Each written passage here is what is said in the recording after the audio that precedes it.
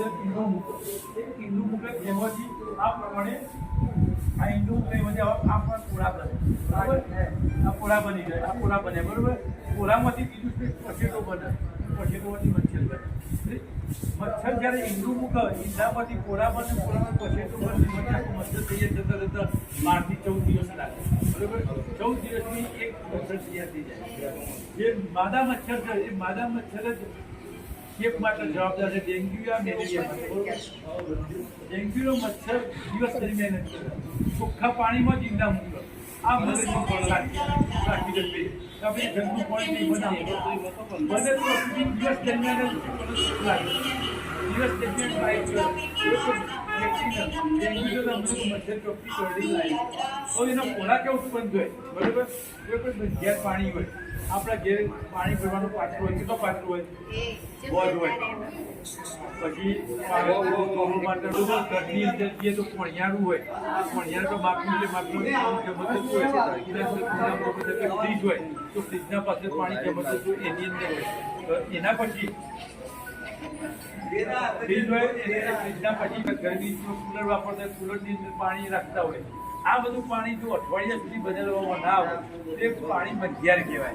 અને એ બંધિયાર પાણીની અંદર મચ્છર ઈંડા મૂકે. એટલા માટે કે દર રવિવારે દરેક વ્યક્તિ પોતપોતાના ઘરના બરોબર આવો પાત્ર ટકાશે ધોવું અને એને સાફ કરે. એટલે આ વખત સૂત્ર કેવું હોય તો ડેન્ગ્યુ નડાવવા માટે તમારા ઘરની અંદર કેટલો પાત્રો છે પાણી પડે જુઓ ક્લીન. એટલે એના પછી જૂન 10 જૂન પછી ચોમાસું બેસે તો ચોમાસાની અંદર આવું પાણી બધું ભરાઈ રહે. બરોબર? વરસાદી પાણી ધાબા ઉપર ભરી રહે. આપણો ઘરનો પંખાર બધું તો ધાબા પર ભરી રહે.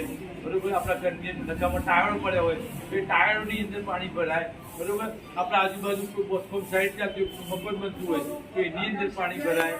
આપણે મંદિર હોય તો મંદિરને આગળ આપણે ગરબાના માટલા બાટલાનો કુંડો હોય. બરોબર? તેમાં વરસાદનું પાણી પડી તો એની અંદર પાણી ભરાય. આપણે હાલ પક્ષીઓ પીવા માટે ઉદાહરણમાં કરીએ છીએ, પક્ષી પૂજ ભરીએ છીએ, કૂતરાની ચાટમાં પાણી ભરીએ છીએ તો એની અંદર પણ જો ચોમાસું થાય તો એની અંદર પણ પાણી ભરાય. જો એને નિયમિત સાફ કરવામાં ના આવે તો હવે મચ્છર ઈંડા મૂકે ને મચ્છર ઈંડા મૂકે એ બધી મેળવી ડેન્ગ્યુ ચિકનગુનિયા થાય. તો ડેન્ગ્યુમાં થાય એવું તો ડેન્ગ્યુમાં પહેલો તો તાવ આવે. બરોબર? આ વખતના જોડાના ભાગમાં દુખાવો થાય, માથાના પાછળના ભાગમાં દુખાવો થાય, શરીર પર રેસ્ટ આવે એટલે ચક્કોમાં પડી જાય શરીર પર.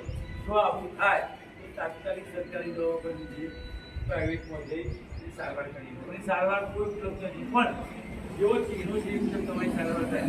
પણ આની સારામાં સારી દવા પુષ્કળ પ્રમાણ પાણી પીવાનું, લીંબુનો શરબત પીવાનું, જે આપણે જમીન નથી જે એના કારણે ડેન્ગ્યુનો ચેપ એક વ્યક્તિ ડેન્ગ્યુ લાગ્યો છે 100 વ્યક્તિને ચેપ લગાડે. કેટલા? 100 વ્યક્તિને. આજે આ ભાઈને ડેન્ગ્યુ હોય તો એને મચ્છર કઈ ચેપ 100 વ્યક્તિ ડેન્ગ્યુનો મચ્છર 4 ફૂટથી વધારે નથી. ઘરની અંદર જ રહે મોટાભાગે. ઘરમાં એક જણને જો ડેન્ગ્યુ થયું તો ઘરના તમામ વ્યક્તિઓને ડેન્ગ્યુ થવાની શક્યતા 100%. ડેન્ગ્યુનો સારવાર 50,000 રૂપિયા થાય. કેટલો? 50,000. જો સારવાર ના કરવામાં આવે તો ડેન્ગ્યુના કારણે મરણ પણ થઈ શકે. બરોબર? એટલા જ માટે આપણે આ સૂત્ર યાદ રાખીશું. આપ દર રવિવારે આપણા ઘરનો પાત્રો ચકાસીશું, સાફ કરીશું અને ચોકીશું તો આપણે ડેન્ગ્યુ હરાવવામાં મદદ કરીશું. આવજો બધા એક ગ્રુપ ફોટો પાડો અને આ બાજુ આવજો. પૂરા કેવા હોય જો તમે કહો પૂરા કેવા હોય તો પાણીની અંદર આવા પૂરા હોય. જોયા પૂરા બધા? એટલે આ પૂરાની અંદરથી સાથે જો આ બતાવે છે આ પૂરા જોયા ને આવા ટોકી અંદર પૂરા ડેન્ગ્યુ ના હોય, મેલેરિયા ના હોય અને ચિકનગુનિયા ના હોય. ડેન્ગ્યુ ના હોય એ તરવટવાળા હોય એટલે શાંત ના બેસી શકે. આ એટલે ઉપર નીચે કરે. મેલેરિયા ના હોય ને સપાટી પર સમાન